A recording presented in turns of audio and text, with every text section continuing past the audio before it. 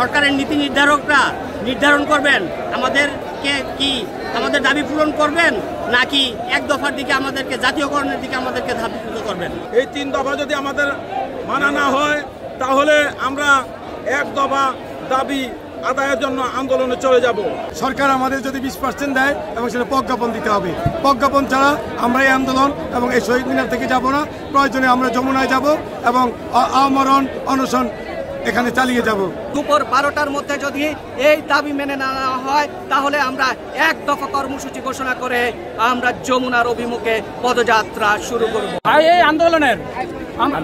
এই আন্দোলনের এক দফা এক দাবি জাতীয়করণ বহুদিন যাবত আমরা প্রত্যাখ্যাত। আমাদের দুপুরের মধ্যে প্রজ্ঞাপন জারি করে আমরা যেন আমাদের শ্রেণীকক্ষে ফিরে যাই। আমাদের কোমলমতি শিক্ষার্থীদের পড়ালেখার সমস্যা হচ্ছে। আমরা তো এখনো হতাশ, আমরা তো কিছু দেখতে পাচ্ছি না।